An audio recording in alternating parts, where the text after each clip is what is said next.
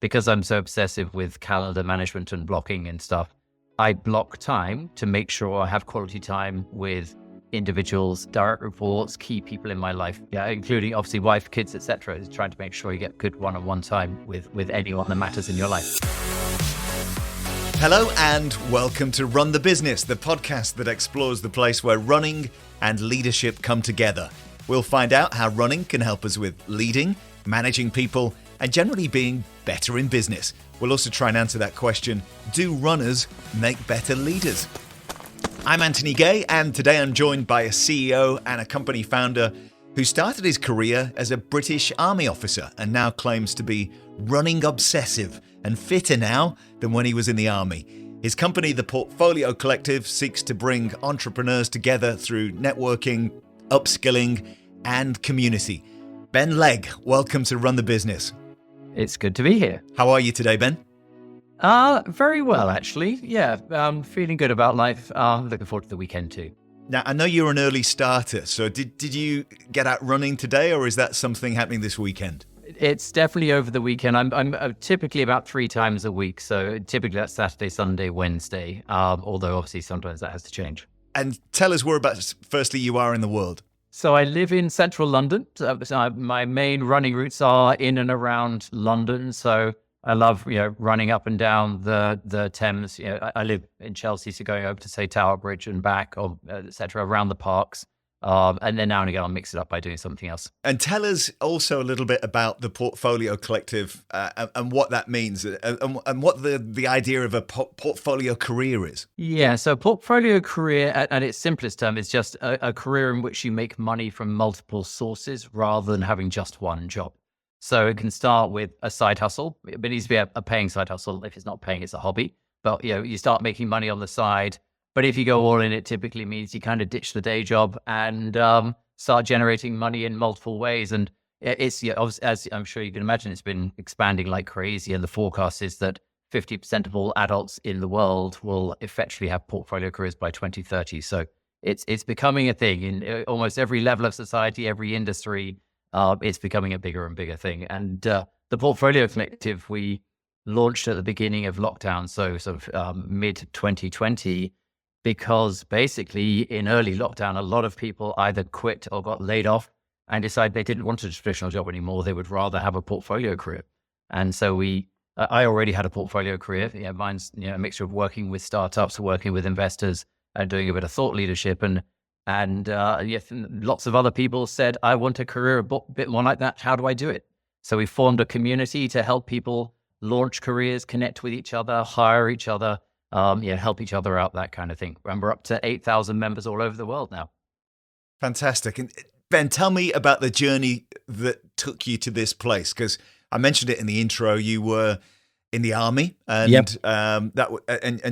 Beyond that, you had a successful career as well. So tell us a little bit about what took you to this place. Yeah, so you can think of my background in decades, because I've got a few. So the first decade was the Army. I went straight from school to Sandhurst to do officer training, but picked up an engineering degree while I was in the Army. So I basically spent 10 years in the Royal Engineers, traveling around the world, building things and blowing things up. Lots of fun doing both. Decade 2 was big business. I went from the Army to McKinsey as a strategy consultant, officially based in London, in reality all over the world. From there to Coca-Cola, did various sales and marketing jobs in Greece, Poland, and India, ended up running a big turnaround at Coca-Cola in India.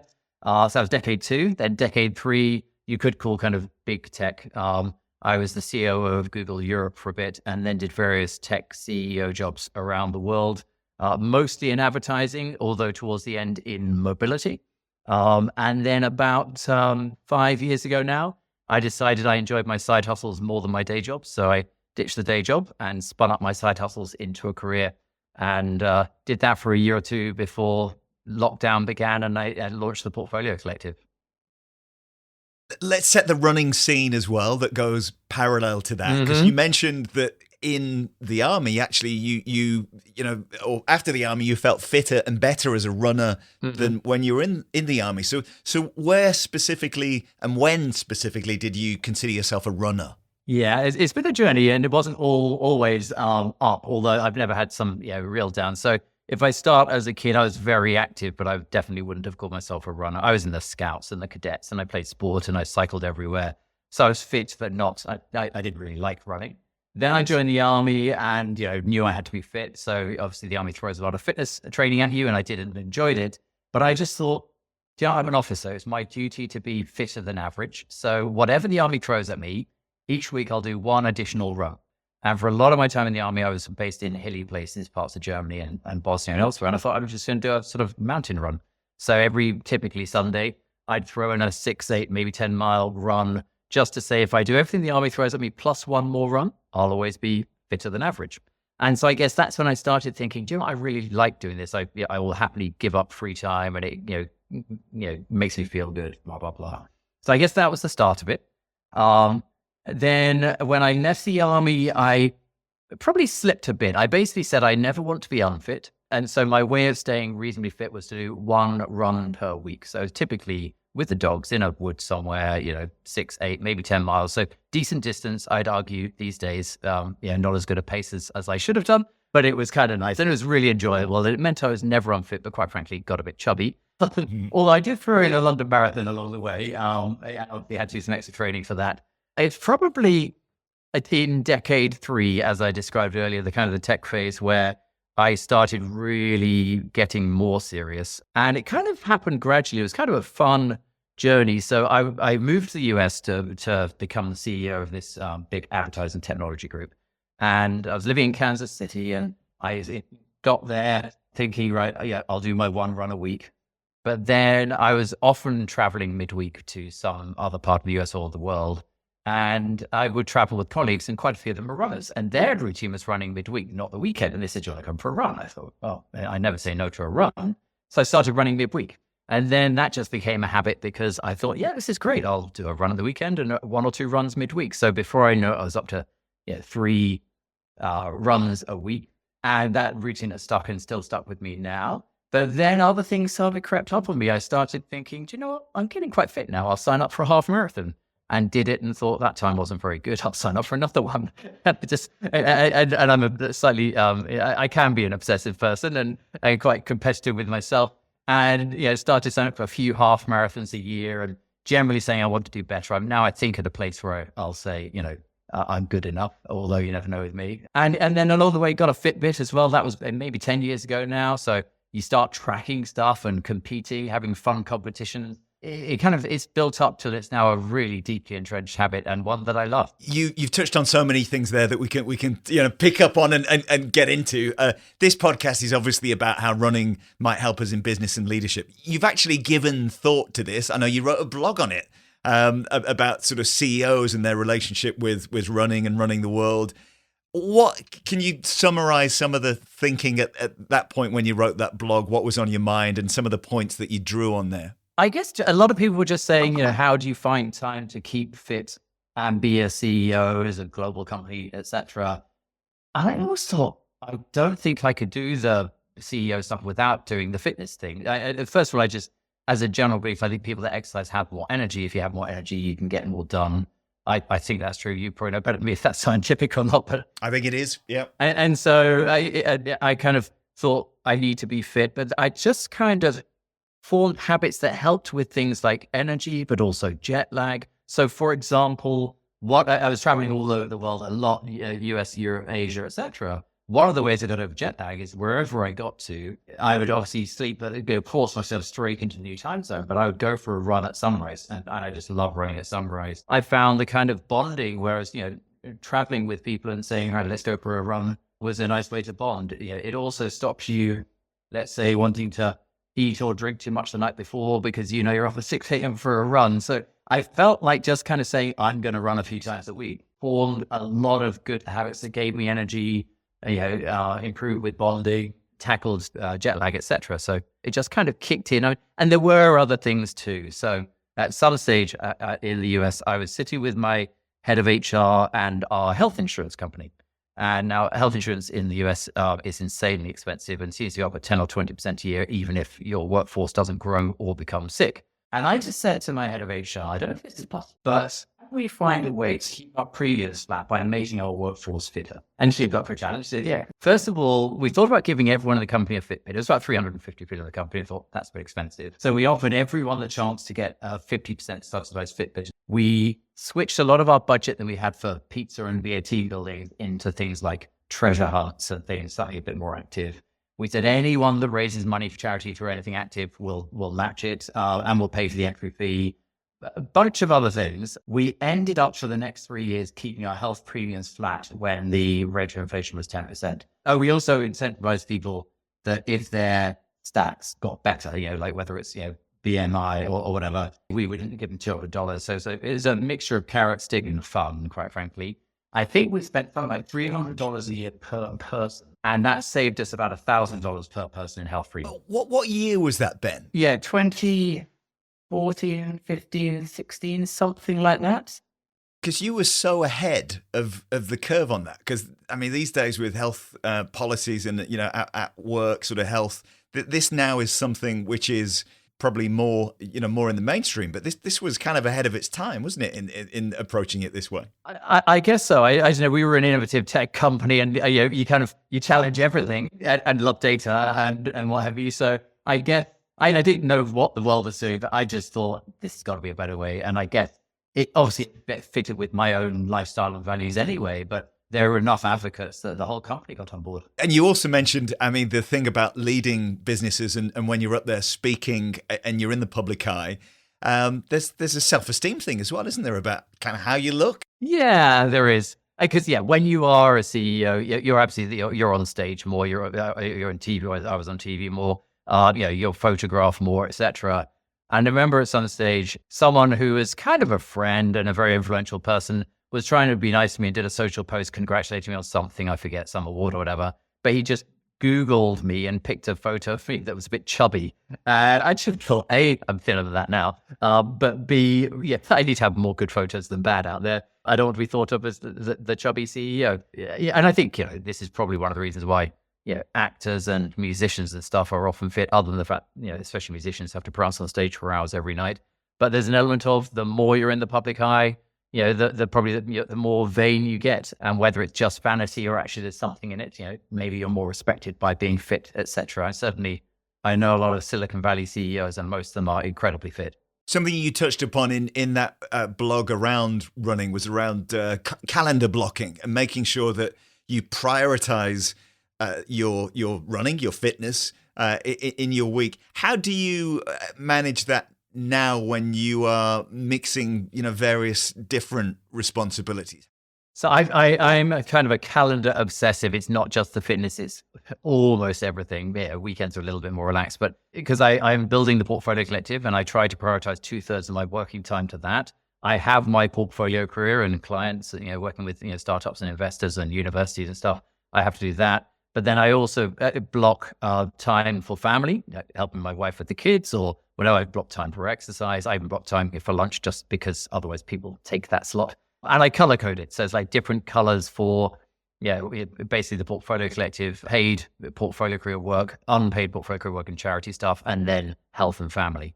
I kind of put in recurring stuff, like most exercise stuff is recurring. Obviously other stuff is a one-off, because I'm also a big fan of Calendly, for blocking calendars. And that means I need to make sure the time I don't want to give people is blocked. Otherwise, I'd end up filling my whole calendar just with Zoom calls or something, which would probably be a bit depressing. So yeah, I've got recurring things for exercise and anything else active that I want to do. When you think back on your time as a CEO compared to the roles the role that you have now with the portfolio collective, what do you look at as the leader that you were then, and the style that you had when you were in that sort of ad tech, the corporate world, compared to where you are now? What's changed? And so probably the biggest thing, and it's hard to say is this going to change a job or change the way the world works, is less travel. I mean, at the peak when I was the CEO of Ad Knowledge, I traveled 46 weeks in the year.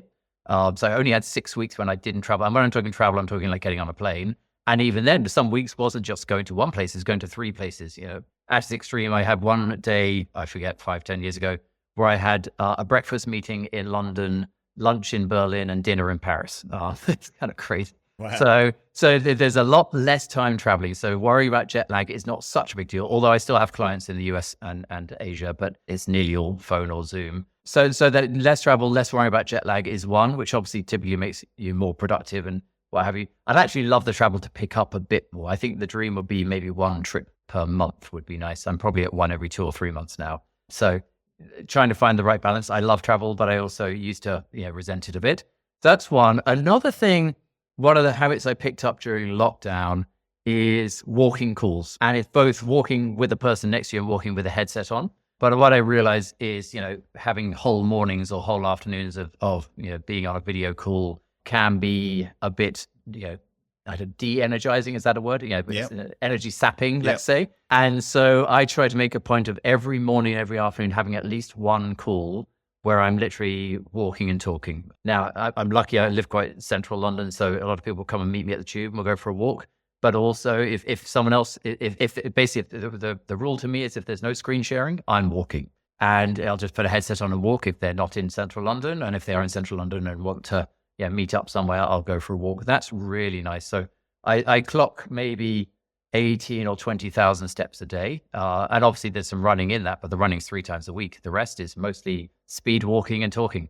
Of those runs that you've done over I think you've visited so many different countries across your career. Are there any runs that stick out in memorable places and times that you will carry with you for the rest of your life that you could share with us? There's so many gorgeous runs. It's always hard to pick a favorite. And one that just springs to mind now, which might surprise people, is actually the Seattle waterfront. Because it's really peaceful, really calm water, and I would nearly always see seals sort of playing around in the water, which was just kind of cool.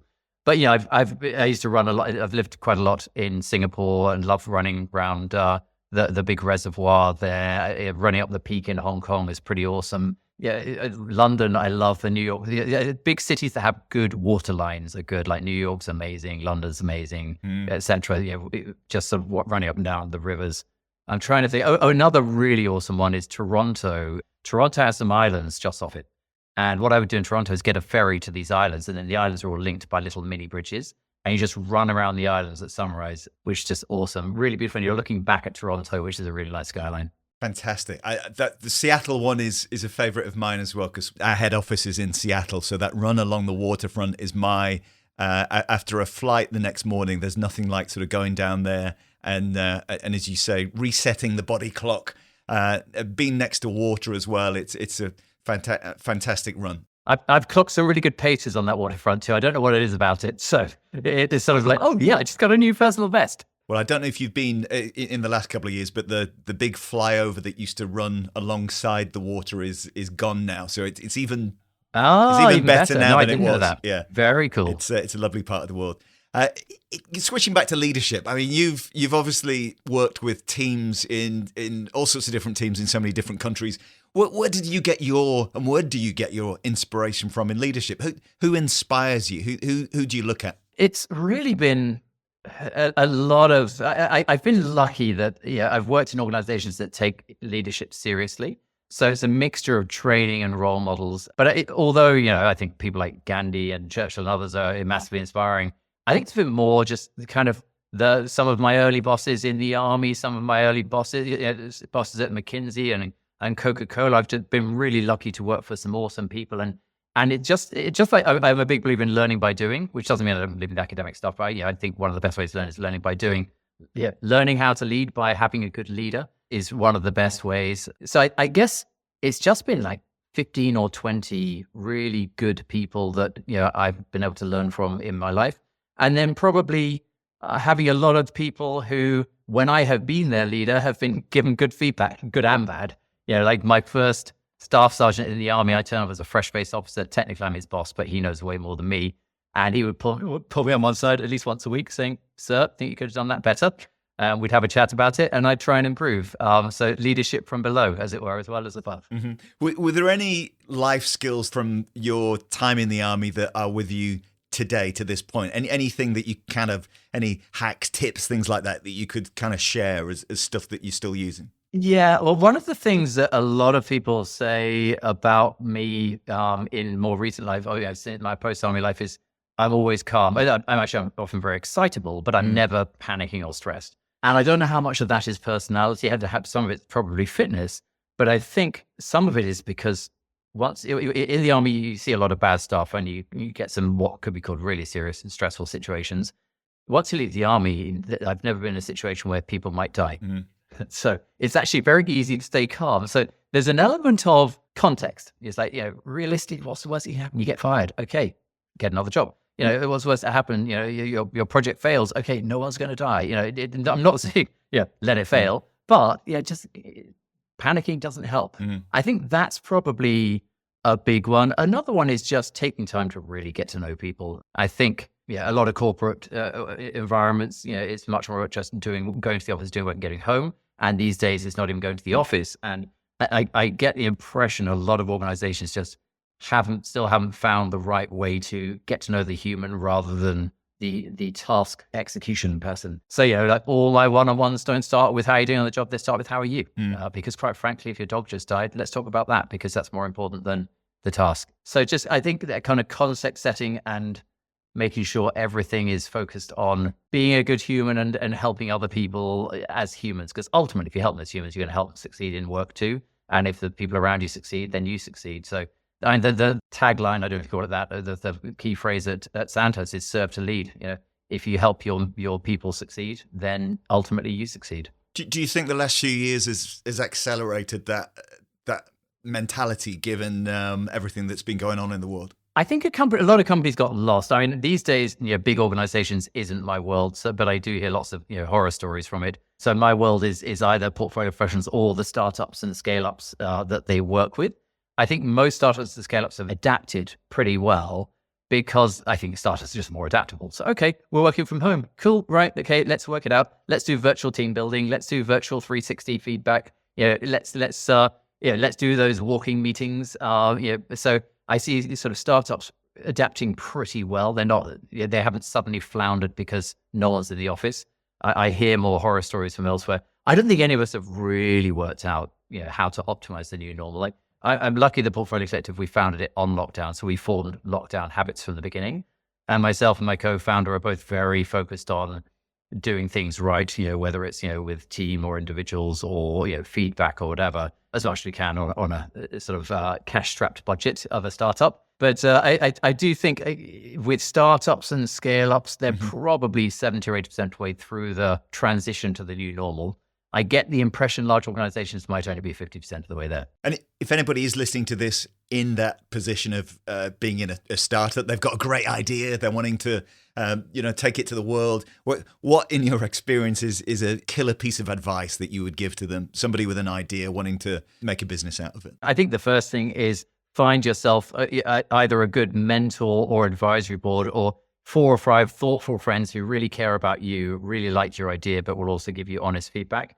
And ideally find people with different backgrounds. You probably need an engineer, a marketer, a finance person, etc. So sort of kick the tires from multiple angles. And if you don't know where to find them, quite frankly, join the Portfolio Collective, post in the newsfeed you're looking for help, and you'll have a bunch of really smart people helping you within minutes. You, and I get the sense from our conversation, are a competitive person and you like challenges. How do you balance that with, the human side and the side to emotionally connect? Is that a challenge? Do the two go hand in hand, or do they buff up against each other? Learning to take time to get to know people on a sort of deep level is something I had to learn. Being intense and competitive and obsessed with doing more and more stuff, I think I was probably born with. But the whole sort of taking time, simple example, one of the frameworks taught at Sandhurst around leadership to do it well is you got to focus on the task, the team, the individual. I have no problem focusing on the task. There's stuff to get done. Let's get it done. How can we do it better, faster, whatever. Even team. How's the team performing as a team would be a natural focus. But the individual saying, is each individual okay? And have I taken the time? Was something that in my early years, as a leader, I would sometimes miss. I think now I have the mental checks and I put in place the routines around one-on-ones and other stuff that I'm probably definitely a lot better at it.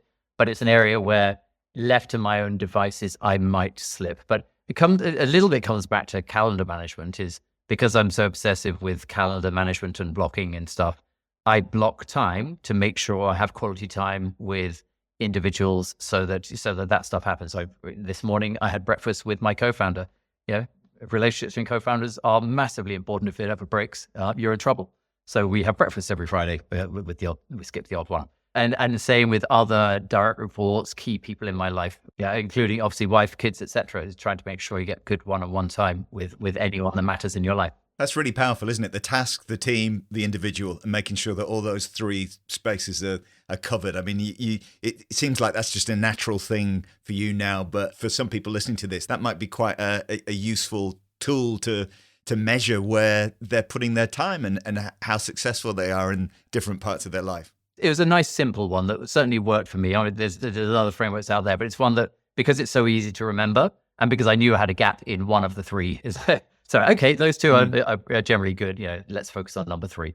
And it was helpful for me. Switching back to fitness and running, to dig into that a little bit more, what's your sort of routine at the moment in terms of sort of speed, distance? When you go out running, do you have goals in mind with each specific run, or does it just depend on how you're feeling that morning? So one of the things I do is I sign up to a few half marathons a year and say I don't want to slip. So I'm now, depending on a good day, 140 for a half marathon, on a bad day, 150. So kind of I want to do 145 or less, and I want to do a few half marathons a year. That almost is like the way I measure myself. And then between those, I can almost do whatever I like, providing I don't slip. So I'll do at least one long run every week, which will be minimum 6 miles, 10K, never do less than that. But typically it's more like 9, 10, 11.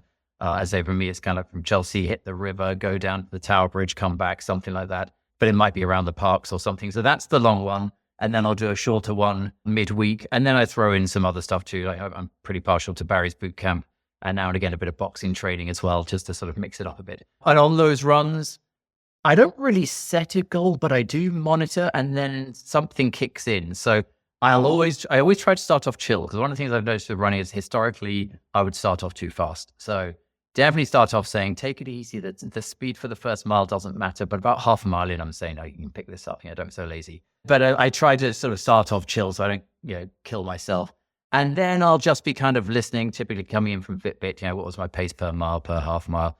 And it's like, if I'm on a flat or a downhill, I want to be doing something like 7 minutes a mile. On an uphill, I might let it slip to 8, something like that. And now and again, I might sort of do a sprint, up some steps or something, just for some extra pain. It's about as relaxed as I get. Is that there isn't really a goal, but then I kind of keep setting for myself lots of little goals on the way around. The main goal is the half marathons is, keep it up. And do you find, a question I ask myself a lot as we get older, do you find your goals and what you want out of, both fitness and business? Do you notice that changing? If I start with fitness right now, I think I've finally accepted that holding it where I am is okay. Because I'm someone who generally likes progress, and progress, it means getting fitter, faster, whatever, stronger. Mixing it up. And I've kind of said, I'm pretty fit, so hold it there would be good. And then I worry that that's somehow giving in. Really, I should still be getting fitter. But in essence, I was mega fit through my 20s. So I was in the army, let it slide a bit during my 30s. And from about 40 to now, I'm 50. What am I now? 52. Yeah, for 12 years, it's been better every year, which is kind of nice, to the point where I'm now probably as fit as or fitter than I was in the army. In terms of life goals, things definitely evolve. I think I've got better at balancing stuff. When I was in the army, I was away 8-9 months of the year, including weekends, without a mobile phone. It was just work, because there were missions to do. I think I'm better at kind of saying, life is a marathon, not a sprint. To use a running analogy, you're gonna sort of balance, work, family, money, health, etc. Now, my definition of balance is pretty intense. It's not like chill balance, but it is balance. It's like, don't run 7 days a week, because actually in that time I could be spending time with the kids or learning something new or whatever. So where I'm at now, which is typically 3 things a week, is good. What I would say is when I'm off work, I exercise 7 days a week. So it's definitely something that I do more of when I can. Do you think you're enjoying life more now than were you when you were in the more corporate world? When you were thinking back to when you were sort of leading CEOs of businesses in that space. Was that a tough time? And do you think you're enjoying life more now? Definitely enjoying life more now than, let's say, early career. So I think I'm definitely someone who likes independence. Now, When I was the CEO of a mid-sized company, I had a lot of independence. So I think once I hit CEO, I kind of felt like I had a lot of freedom to really sort of have ideas and execute on them. Whereas when you're in a big corporate, you are a cog in a wheel, and things break down if people don't, broadly speaking, try to fit in. I was always a bit of a maverick. But yeah, I love the flexibility now. I mean, effectively, I'm building a startup and having a portfolio career and doing a bunch of pro bono stuff and doing a bit of teaching at a university. And it's all kind of adds up. It's really intellectually stimulating. It pays the bills. It's creating sort of long-term wealth, and I'm kind of balancing it with family and health as well. So I feel like it's just a really nice balance. So it sounds great. And if somebody is listening to this and they're not in that position, and they, they've got a job, they are working for somebody, they are doing a job, a 9 to 5, but they have aspirations, they want to move in a different direction. What would you say to them in terms of breaking that? I mean, you mentioned there, you being a bit of a maverick and doing things your own way. There's a certain thing that you get through having that different approach that does take you in different places. But if somebody maybe doesn't have the confidence to break out from what they're doing, how should they be operating? What should they be thinking about? Well, certainly within the portfolio stage, we've got a lot of the articles and research around how do you get started, let's say, on a portfolio career, because quite frankly, the answer isn't quit straight away. It's work. Start doing some thinking. Who am I? What would I rather be doing? What would my portfolio look like? And then start taking tangible steps, like get yourself your first side hustle. Maybe you do it for free at the beginning while you learn some skills and get some confidence, but then start charging for it. And then you get your head around, how do you brand your side hustle? How do you price it? How do you deliver it? Is it something you would like to do more of? Also, if you have a side hustle, it also means you can save some money. It's always good to create a financial buffer before ditching the day job. And then before you know it, and I was actually just chatting to someone this morning who has just ditched the day job, and she had built a buffer, built a personal brand, learned some new skills, and at some stage she managed to line up 2 additional clients so that she could have confidence to ditch her day job.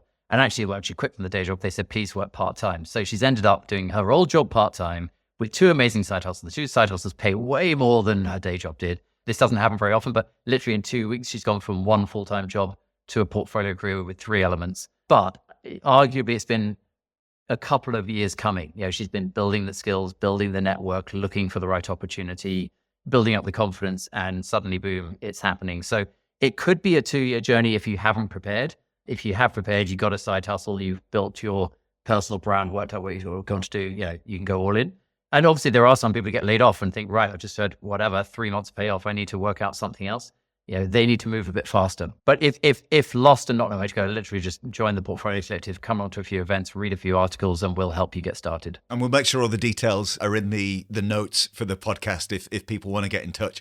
The security that a full-time gig with somebody else taking the responsibility offers is tempting to stay in that safe place, isn't it? But everything that you're describing and that the freedom, once you achieve it, nobody really looks back, do they, once they're in that position? The security is an interesting concept. I'd argue in this day and age, with the pace of change getting faster and faster, where are the secure jobs? I mean, people who probably thought they were secure at Google, they just laid off 10% of the workforce last week. It's like security is a more and more nebulous thing.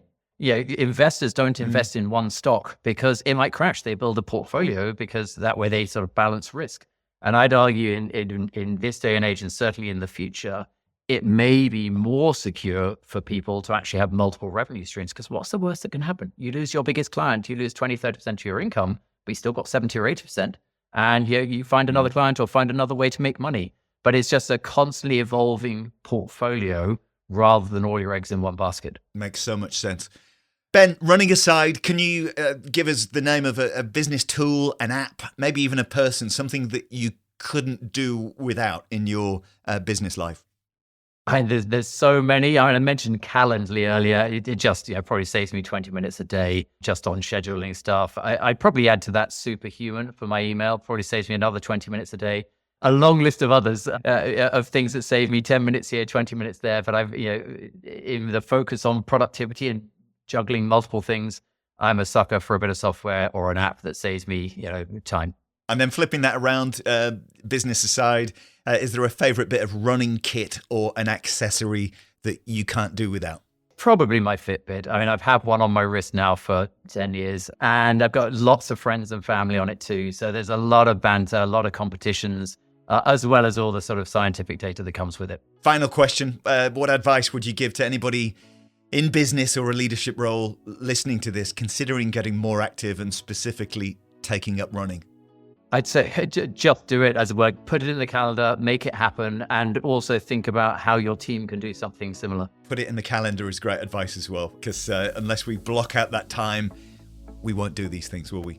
Absolutely. Ben, thank you so much. It's been great to catch up. We'll put the information about the Portfolio Collective in the show notes, and enjoy the rest of your day. Thank you. You too.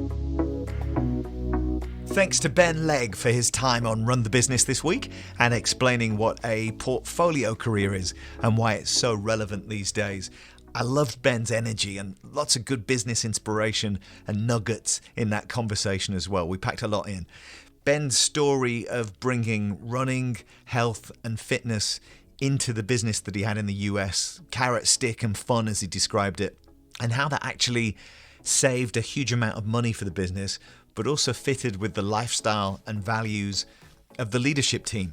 If you're a business leader, how could you get running or general fitness more into your company in a real and authentic way?